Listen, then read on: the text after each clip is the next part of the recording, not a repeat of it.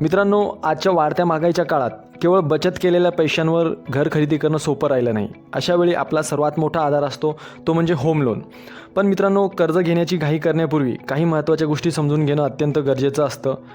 गृहकर्जाचा कालावधी 20-25 वर्षांचा असल्यामुळे व्याजदरातील अगदी छोटासा फरकही तुमच्या खिशावर मोठा आर्थिक भार टाकू शकतो किंवा मग तुमचे लाखो रुपये देखील वाचवू शकतो. म्हणूनच जर तुम्ही घर घेण्याच्या तयारीत असाल तर आजचा व्हिडिओ खास तुमच्यासाठी आहे.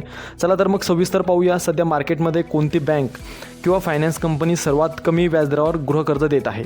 मित्रांनो, तुम्हाला एक विनंती आहे. म्हाडा लॉटरी, सिडको लॉटरी आणि प्रॉपर्टी संदर्भातल्या विशेष अपडेट्ससाठी आपल्या विशेष प्रॉपर्टी या यूट्यूब चॅनलला सबस्क्राईब करा आणि बेल आयकॉनचे बटन नक्की दाबा, जेणेकरून महत्त्वाचे अपडेट्स तुम्हाला मिळतील. आता व्याजदर कसे ठरतात आणि तुमचा सिबिल स्कोअर का महत्त्वाचा आहे हे सर्वात आधी आपण बघूया. तुम्हाला किती टक्के व्याजाने कर्ज मिळेल हे केवळ बँकेवर अवलंबून नसतं, तर तुमच्या आर्थिक स्थितीवरही ठरतं. रिझर्व्ह बँक ऑफ इंडियाच्या रेपो रेटनुसार व्याजदराचे चढ उतार होत असतात. बँका किंवा हाऊसिंग फायनान्स कंपन्या तुम्हाला कर्ज देताना तुमचा सिबिल स्कोअर, कर्ज फेडण्याची तुमची वैयक्तिक क्षमता, तुमची नोकरी, व्यवसाय आणि तुम्हाला हवी असलेली कर्जाची रक्कम या सर्व बाबी बारकाईने तपासून पाहतात. आर्थिक तज्ज्ञांच्या मते जर तुमचा सिबिल स्कोअर 800 किंवा त्याहून अधिक असेल तर तुम्हाला सर्वात स्वस्त दरात कर्ज मिळण्याचे दरवाजे उघडतात. या उलट स्कोअर कमी असल्यामुळे तुम्हाला जास्त व्याज मोजावं लागू शकतं. आता सरकारी बँकांमध्ये सर्वात उत्तम पर्याय कोणते आहे? तुम्हाला जर सरकारी बँकांकडून कर्ज घ्यायचं असेल तर सध्या बाजारात खालीलप्रमाणे व्याजदर पाहायला मिळत आहे. Bank of India he bank सर्वात आकर्षक म्हणजेच 7.10 ते 10% व्याजदराने कर्ज देत आहे.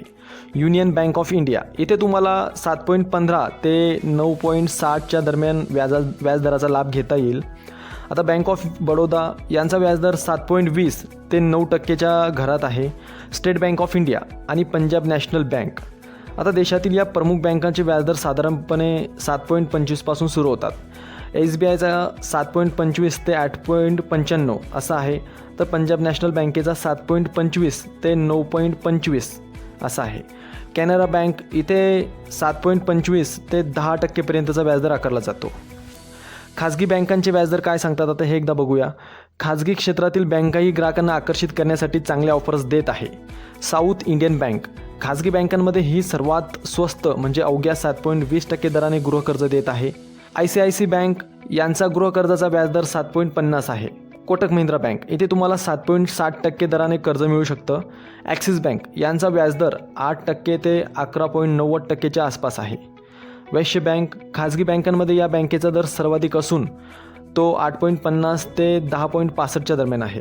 आता हाऊसिंग फायनान्स कंपन्या देखील यात मागे राहिल्या नाहीत. बँकांशिवाय अनेक हाऊसिंग फायनान्स कंपन्या देखील गृहकर्जासाठी एक उत्तम पर्याय ठरू शकतात. LIC हाऊसिंग फायनान्स या कंपन्यांमध्ये LIC सर्वात कमी म्हणजे 7.15% पासून गृहकर्ज उपलब्ध करून देत आहे. बजाज हाऊसिंग फायनान्स यांचा दर 7.25 पासून सुरू होतो. PNB हाऊसिंग फायनान्स इथे 7.50 या व्याजाने कर्ज मिळेल. टाटा कॅपिटल हे 8% व्याजदरापासून पुढे गृहकर्ज देत आहे. मित्रांनो, थोडक्यात सांगायचं तर घरासारखी मोठी गुंतवणूक आयुष्यात वारंवार होत नाही.